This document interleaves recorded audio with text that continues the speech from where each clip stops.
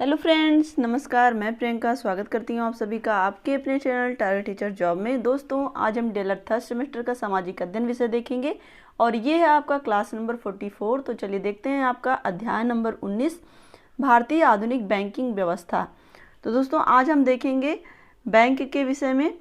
सबसे पहले जानते हैं बैंक से आशय यानी कि बैंक का क्या अर्थ है। साधारणतः बैंक का अर्थ है एक ऐसी संस्था से है जो कि धन का लेन देन करती हो। बैंक उन लोगों से सुरक्षा हेतु कम ब्याज पर धन प्राप्त करती है जिनको शीघ्र पैसे की आवश्यकता नहीं है और इन धन को उन व्यक्तियों को देती है जो उत्पादक कार्यों में लगाकर आर्थिक विकास करते हैं। बैंक ऐसे व्यक्तियों से अधिक ब्याज लेती है, यानी कि यहाँ पे कहने का तात्पर्य यह है कि जो व्यक्ति बैंक से पैसे लेकर के उसको किसी भी प्रोडक्टिव कार्य में लगाते हैं, जैसे उससे किसी भी तरह का व्यवसाय करते हैं, तो बैंक उनसे अधिक ब्याज लेती है। इस ब्याज का अंतर ही बैंक का लाभ होता है। क्लियर?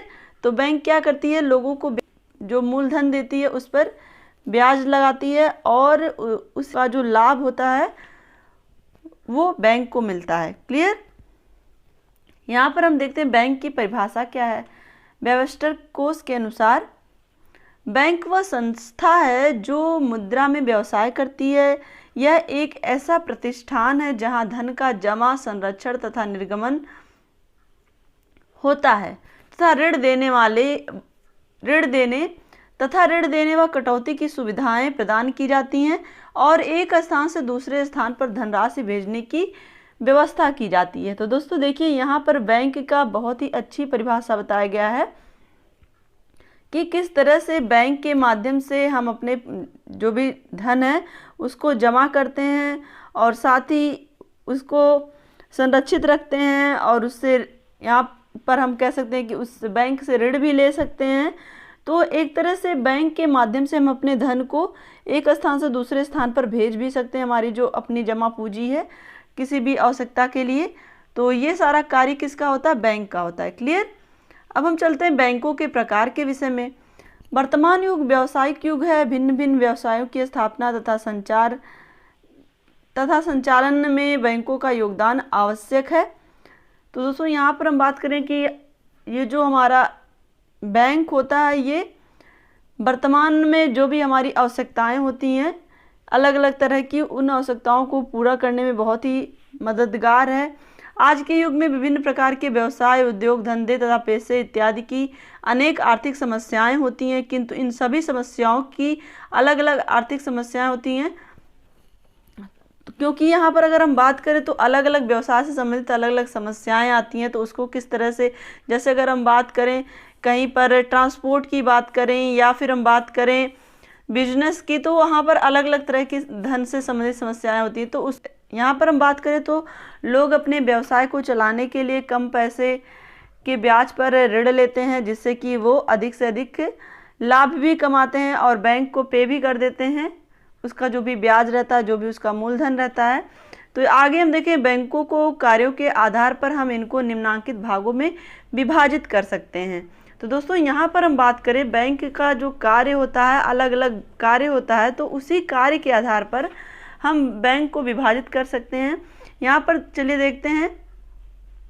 देखिए, पहला इसमें देसी बैंकर नंबर 2 पर है, व्यापारिक बैंक नंबर 3 पर है, सहकारी बैंक नंबर 4 पर है, भूमि बंधक बैंक नंबर 5 पर है, बचत बैंक और नंबर 6 पर है, विनिमय बैंक और नंबर 7 पर है, औद्योगिक बैंक नंबर 8 पर है, केंद्रीय बैंक और नंबर 9 पर है, अन्य बैंक। तो दोस्तों, इसके बारे में हम थोड़ा थोड़ा जान लेते हैं। सबसे पहले हम जानेंगे देसी बैंकर के विषय में। भारत में देसी बैंकर बहुत ही प्राचीन समय से चले आ रहे हैं। इनको भारत के भिन्न भिन्न भागों में भिन्न भिन्न नामों से संबोधित करते हैं, जैसे महाजन, सर्राफ, सेठ, बनिया, खत्री, मुल्तानी। तो दोस्तों, ये सब आपने नाम सुना होगा कि लोग जो अपने आर्थिक स्थिति में सुधार के लिए कह सकते हैं, लोग उनसे ब्याज पर पैसे लेते थे। जैसे कि अगर गांव में अगर आपने देखा होगा तो बनिया होते हैं, बनिया से लोग उधार लेते हैं, या सेठ महाजन होते हैं उनसे उधार लेते हैं अपनी आवश्यकताओं की पूर्ति के लिए। फिर जब पैसे उनके पास होते हैं तो वो दे देते हैं उनको ब्याज सहित, उस पैसे को वापस करना होता है। तो एक तरह से ये क्या है, देसी बैंकर हैं। अब हम देखते हैं नंबर 2 पर है व्यापारिक बैंक। व्यापारिक बैंक से हमारा तात्पर्य उन बैंकों से है जिनका सीधा संबंध व्यवसायी लोगों और जनता से होता है। इसका प्रधान कार्य व्यापारियों एवं जनता से रुपए जमा करना और व्यापार के संचालन के लिए भिन्न भिन्न समय पर रुपया देना। तो दोस्तों, व्यापारियों के द्वारा जमा अधिकांश जो भी धन होता है वो चालू खातों में होता है और जनता द्वारा रुपया बचत खाता, अस्थाई खाता और गृह बचत खाता आदि में जमा होता है। क्लियर। आगे हम देखें दोस्तों, यहाँ पर सहकारी बैंक है नंबर 3 पर। तो सहकारी बैंक के विषय में जानते हैं। हमारे देश में देसी बैंकरों का प्राचीन समय में अधिक महत्व रहा है और ये ग्रामीण लोगों को ऋण देकर उनको ऋणग्रस्त कर देते थे। तो दोस्तों, यहाँ पर हम बात करें, जो देसी बैंकर होते थे, अक्सर आपने फिल्मों में देखा होगा कि जो गांव के लोग होते थे वो लाला के यहाँ जा करके लाला से पैसे लेते थे और अधिक से अधिक ब्याज लगा देता था लाला, जिसकी वजह से वो कर्जे में डूब जाते थे और लाला उनकी ज़मीन को हथिया लेता था। तो वो तो हो गई मूवी की बात, लेकिन एक्चुअल में भी कहीं ना कहीं लोगों का शोषण हो रहा था इसकी वजह से। तो अगर हम बात करें, सरकार ने इन सब चीज़ों को ध्यान में रखा और सहकारी बैंक की स्थापना की। तो इनको मुक्त करने के लिए किसानों की अल्पकालीन तथा दीर्घकालीन ऋण की समस्याओं को हल करने के लिए सहकारी बैंक की स्थापना की गई। इस प्रकार के बैंकों की व्यवस्था सहकारिता के आधार पर होती है। इसका संगठन भी सहकारिता के सिद्धांतों पर आधारित होता है। सहकारिता का क्या अर्थ है दोस्तों, जान लेते हैं। एक निश्चित उद्देश्य की पूर्ति के लिए कई व्यक्ति मिलकर कार्य करें। तो दोस्तों, जानते हैं कि सहकारिता का क्या अर्थ है। एक निश्चित उद्देश्य की पूर्ति के लिए कई व्यक्ति मिलकर कार्य करें, तो वहाँ पर उस कार्य के लिए ये बैंक ऋण देती है। क्लियर। और दोस्तों, इसमें अगर हम बात करें तो जो सहकारिता होती है इसको भी कई भागों में बांटा जाता है, जैसे प्रारंभिक सहकारिता समिति, केंद्रीय जिला सहकारिता समिति, राज्य सहकारी बैंक। क्लियर। अब हम चलते हैं दोस्तों, नंबर 4 पर आपका है भूमि बंधक बैंक। इस प्रकार के बैंकों की स्थापना का उद्देश्य कृषि के लिए ऋण प्रदान करना है। हमारा देश कृषि प्रधान देश है। कृषि की उन्नति के लिए ही भूमि बंधक बैंकों की स्थापना की गई है। क्लियर। अब यहाँ पर हम देखें, नंबर 5 पर आपका है बचत बैंक। बचत बैंक में अगर हम बात करें तो इस प्रकार के बैंकों की स्थापना जनता में छोटी छोटी बचत करने की भावना को उदय करने के लिए ही की गई। इससे जनता में मितव्ययता की भावना पैदा होगी, यानी कि जो भी धन जनता के पास बचता है अपने खर्च से, वो उसको थोड़े थोड़े पैसे जमा करें जिससे कि उनका बचत हो सके। क्लियर। अब यहाँ पर हम देखेंगे, नंबर 6 पर है विनिमय है। ये आप सही कर लीजिएगा, विनिमय। विनिमय ये आपका है विनिमय बैंक। तो दोस्तों, विनिमय बैंक में क्या होता है कि इस प्रकार के बैंकों को विदेशी बैंकों के नाम से भी पुकारते हैं। इस बैंक की स्थापना विदेशी भुगतान के लिए की गई है, क्योंकि आज के युग में व्यापार देश विदेशों से एक ऊंचे स्तर पर चल रहा है। इस समस्या को हल करने के लिए किस देश की मुद्रा को कितना लिया जाए तथा दिया जाए, इस कार्य को साधारण व्यापारिक बैंक नहीं कर सकते हैं, उनको केवल विनिमय बैंक ही करते हैं। क्लियर। तो ये जो विनिमय बैंक होते हैं ये क्या करते हैं, देश विदेश की जो भी ऊंची मुद्राएं होती हैं, किस स्तर की मुद्राएं होती हैं उसका निर्धारण करते हैं, और साथ ही जो भी साधारण बैंक होते हैं वो ये सारे कार्य नहीं करते हैं। क्लियर। बस आपको इतना ध्यान रखना। अब हम चलते हैं नंबर 7 पर। यहाँ पर देखिए, औद्योगिक बैंक।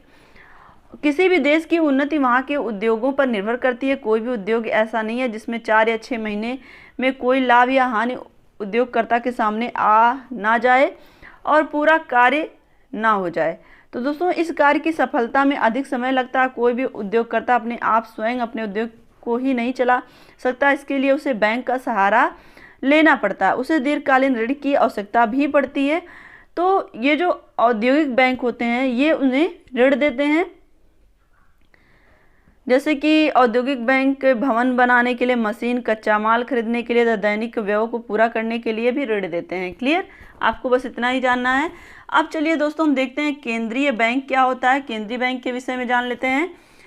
ये बैंक देश में एक ही होता है। यह देश की समस्त अन्य बैंकों का भी बैंक कहलाता है। इसका कार्य पत्र मुद्रा निर्गमित करना, देश के समस्त बैंकों पर नियंत्रण रखना, सरकारी बैंक के रूप में कार्य करना होता है।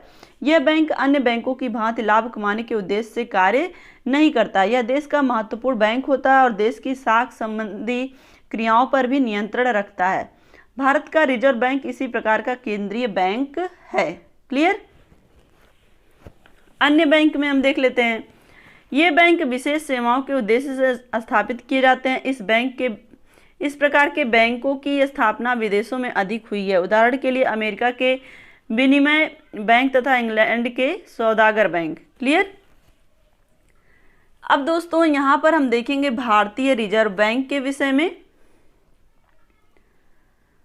रिजर्व बैंक की स्थापना सबसे पहले यहाँ पर हम जानते हैं रिजर्व बैंक की आवश्यकता, कि रिजर्व बैंक की आवश्यकता क्यों पड़ी। तो सर्वप्रथम भारत में केंद्रीय बैंक की स्थापना का सुझाव वारेन हेस्टिंग ने दिया था सन 1913 ईस्वी में। लॉर्ड किन्स ने इस केंद्रीय बैंक की स्थापना का प्रश्न फिर से दोहराया, परंतु इसके स्थान पर सन 1921 ईस्वी में 3 प्रेसिडेंसी बैंकों को मिलाकर इंपीरियल बैंक की स्थापना कर दी गई, परंतु इसे नोट निर्गमन का अधिकार नहीं दिया गया। और 1926 ईस्वी में पुनः हिल्टन यंग कमीशन ने केंद्रीय बैंक स्थापित करने का प्रश्न उठाया, परंतु इस पर कोई ध्यान नहीं दिया गया और केंद्रीय जांच कमेटी ने सन 1931 ईस्वी में रिजर्व बैंक की स्थापना पर अधिक बल दिया और इसके फलस्वरूप सन 1934 ईस्वी में एक बिल पारित हुआ। अप्रैल सन 1935 ईस्वी से रिजर्व बैंक ऑफ इंडिया ने अपना कार्य करना शुरू कर दिया और 1 जनवरी 1949 को बैंक का राष्ट्रीयकरण हो गया और सभी अंशों को सरकार ने स्वयं खरीद लिया। तो ये दोस्तों हैं आपके रिजर्व बैंक के किस तरह से रिजर्व बैंक की स्थापना हुई और किस तरह से रिजर्व बैंक की आवश्यकता क्यों महसूस हुई। तो अब हम यहाँ पर देखेंगे दोस्तों, यहाँ पे आगे रिजर्व बैंक के कार्य क्या होते हैं। तो दोस्तों यहाँ पर देखिए रिजर्व बैंक ऑफ इंडिया के कार्यों को 2 भागों में बांटा जा सकता है, केंद्रीय बैंक के कार्य और साधारण बैंक के कार्य। तो दोस्तों यहाँ पर देखते हैं सबसे पहले केंद्रीय बैंक के क्या कार्य होते हैं। नोट निर्गमन का कार्य, सरकार का बैंक, बैंकों का बैंक, विनिमय दर को स्थिर रखना, मुद्रा व साख पर नियंत्रण रखना, कृषि वित्त व्यवस्था, समाशोधन, गृह और आंकड़े एकत्रित करना तथा उनका प्रकाशन करना। तो दोस्तों यहाँ पर हम देखेंगे केंद्रीय बैंक के कार्य के अंतर्गत ये सारे पॉइंट डिटेल में देख लेते हैं। नंबर 1 पर देखिए नोट निर्गमन का कार्य। तो दोस्तों भारत में रिजर्व बैंक को नोट निर्गमन का एकाधिकार प्राप्त है। यह कार्य बैंक का नोट निर्गमन विभाग करता है। इस विभाग की संपत्ति तथा देयता बैंक के विभाग से पूर्णतया अलग रखी जाती है और इसका चिट्ठा प्रति सप्ताह अलग से प्रकाशित किया जाता है। नोट निर्गमन का कार्य न्यूनतम कोष प्रणाली के आधार पर किया जाता है। तो दोस्तों नोट निर्गमन का क्या मतलब कि नोटों की जो छपाई होती है वो किस तरह से होती है उसके विषय में बात हो रही है। यहाँ पर हम बात करें जो नोटों का निर्गमन होता है वो रिजर्व बैंक किसी भी मात्रा में नोटों का निर्गमन कर सकता है। न्यूनतम कोष होने पर जो रिजर्व बैंक होता है वो नोटों का निर्गमन कर सकता है। क्लियर। अब हम दोस्तों यहाँ पर देखेंगे सरकार का बैंक, किस तरह से जो रिजर्व बैंक है वो सरकार का बैंक है। रिजर्व बैंक केंद्रीय तथा राज्य सरकारों के नगद कोष अपने पास जमा रखता है और उन्हें इस पर कोई ब्याज नहीं देता है। यह सरकार की ओर से रुपए का लेन देन करता है, सरकारी रुपयों को एक स्थान से दूसरे स्थान तक भेजने की व्यवस्था करता है। यह सरकार के लोक ऋणों को भी व्यवस्था करता है। क्लियर। अब दोस्तों हम यहाँ पर देखेंगे नंबर 3 पॉइंट पर है बैंकों का बैंक। रिजर्व बैंक देश का शीर्ष बैंक है। यह बैंकों का बैंक है। यह एक ओर बैंकों की आर्थिक संकट के समय सहायता करता है तो दूसरी ओर उन पर नियंत्रण भी रखता है तथा उनका मार्ग प्रदर्शन भी करता है। क्लियर। तो इस प्रकार यह देश में सुसंगठित एवं समुचित बैंकिंग व्यवस्था का निर्माण करता है। तो ये दोस्तों आपका हो गया 3 पॉइंट। नंबर 4 पर हम देखें विनिमय दर को स्थिर रखना।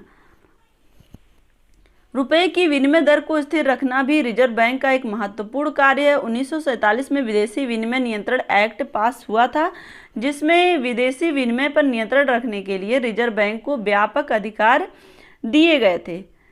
तो दोस्तों इसी वर्ष 1 मार्च को अंतर्राष्ट्रीय मुद्रा कोष का सदस्य भी बना था, जो हमारा देश का जो ये बैंक है। अब दोस्तों यहाँ पर हम देखते हैं नंबर 5 पॉइंट है मुद्रा व साख पर नियंत्रण। मुद्रा व साख पर नियंत्रण रखना भी रिजर्व बैंक का एक महत्वपूर्ण कार्य है। यह कार्य रिजर्व बैंक दर में परिवर्तन करके तथा खुले बाजार में प्रतिभूतियों का क्रय विक्रय करके करता है।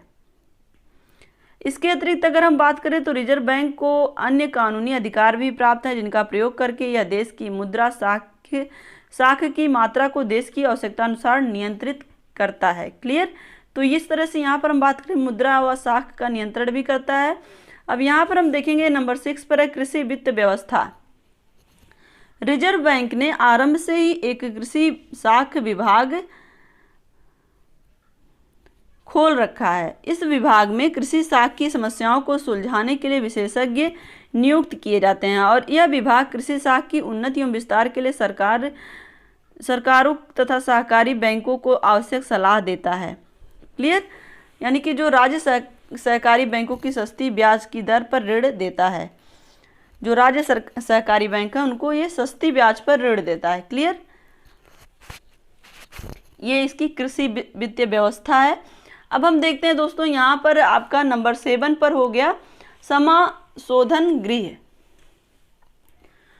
तो यहाँ पर समाशोधन गृह के विषय में जानते हैं कि रिजर्व बैंक देश का केंद्रीय बैंक है। यह अनुसूचित बैंकों को समाशोधन गृह की सुविधाएं प्रदान करता है। इसके द्वारा यह बैंकों में आपस में रुपए के हस्तांतरण को संभव व सुविधाजनक बनाता है। तो इस समाशोधन गृह के माध्यम से जो बैंकों का लेन देन होता है, आपस में हस्तांतरण होता है, वो सुविधाजनक हो जाता है। क्लियर। और यहाँ पर हम देखेंगे नंबर 8 पर है आंकड़े एकत्रित करना तथा उनका प्रकाशन करना। तो दोस्तों रिजर्व बैंक महत्वपूर्ण आर्थिक एवं मौद्रिक विषयों जैसे मुद्रा साख, बैंकिंग, वित्त, कृषि उत्पाद, सहकारिता आदि से संबंधित आंकड़े एकत्रित करता है और उन्हें एक वार्षिक रिपोर्ट के रूप में प्रकाशित करता है। तो ये सारे कार्य हैं आपके भारतीय रिजर्व बैंक के। तो दोस्तों यहाँ पर हमने देखा केंद्रीय कार्य के अंतर्गत नोट निर्गमन का कार्य, और सरकार का बैंक है, ये बैंकों का बैंक है, विनिमय दर को स्थिर रखता है, मुद्रा और साख पर नियंत्रण रखता है, कृषि वित्त व्यवस्था भी करता है, समाशोधन गृह भी है और आंकड़े एकत्रित करना तथा उनका प्रकाशन करना। ये आपका का वाला हो गया कि जिसमें हमने देखा था केंद्रीय बैंक के कार्य। अब हम देखते हैं साधारण बैंक के क्या कार्य होते हैं। क्लियर। खा पे साधारण बैंक के रूप में इसका कार्य क्या है,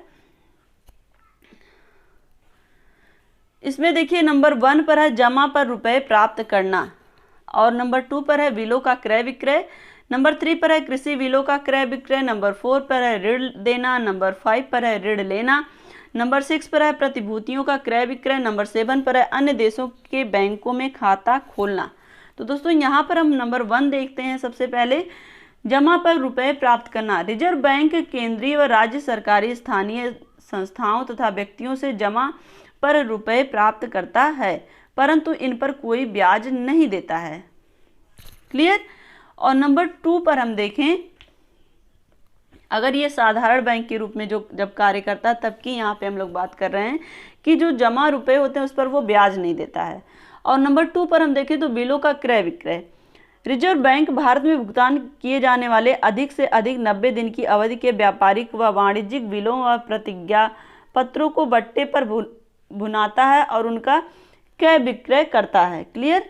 तो जो भी भुगतान होते हैं अधिक से अधिक 90 दिन तक की अवधि में उसको उन बिलों को वो भुगतान करता है। अब यहाँ पर हम देखेंगे नंबर 3 पर है कृषि बिलों का क्रय विक्रय। रिजर्व बैंक भारत में भुगतान होने वाले अधिक से अधिक 15 महीने की अवधि वाले कृषि बिलों का क्रय विक्रय करता है तथा उनका बट्टा करता है। क्लियर। और यहाँ पर हम देखेंगे नंबर 4 पर है ऋण देना। यह केंद्रीय व राज्य सरकारों को 90 दिन के लिए ऋण व काम चलाऊ अग्रिम रूप में ऋण देता है।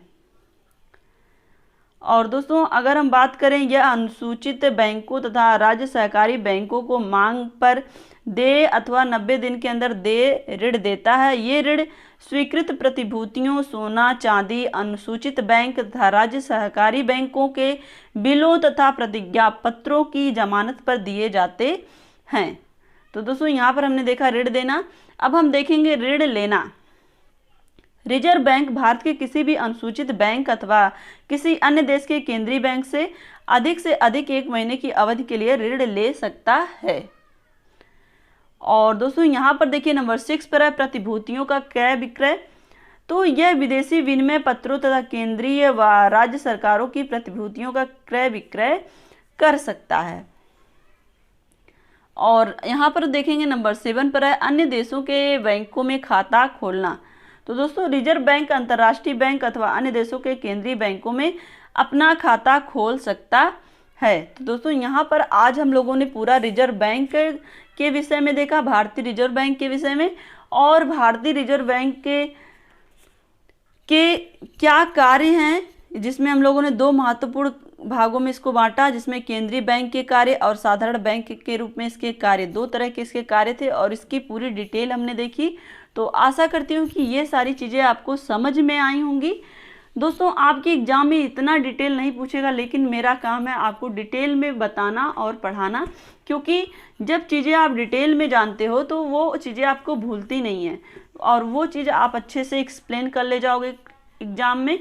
तो आशा करती हूँ कि आपको ये सारी चीज़ें समझ में आई होंगी और इसी तरह से आप अपनी मेहनत में लगे रहिए। दोस्तों आपके लिए सारे वीडियोज की लिंक डिस्क्रिप्शन में होती है, साथ ही चैनल के प्लेलिस्ट में भी लिंक अवेलेबल है और target teacher job Telegram channel पर भी लिंक अवेलेबल है। तो आपको जहां भी सुविधा हो आप वहां से अपनी स्टडी करिए। अपना ध्यान रखिए, अपनों का ध्यान रखिए, अपने आसपास सफाई रखिए। और दोस्तों वीडियो को लाइक कर दीजिएगा और कमेंट के माध्यम से हमें ज़रूर बताइएगा कि हमारा ये प्रयास आपको कैसा लगता है। साथ ही अगर आप चैनल पर नए हैं तो प्लीज़ चैनल को सब्सक्राइब करके बेल आइकन बटन को जरूर प्रेस कर दीजिएगा, जिससे हमारे सभी वीडियोज की नोटिफिकेशन आपको मिल सके। तो इसी तरह से आप अपनी मेहनत जारी रखिए, अपना ध्यान रखिए, अपनों का ध्यान रखिए, अपने आसपास सफाई रखिए। हमसे जुड़ने के लिए थैंक यू सो मच। जय हिंद।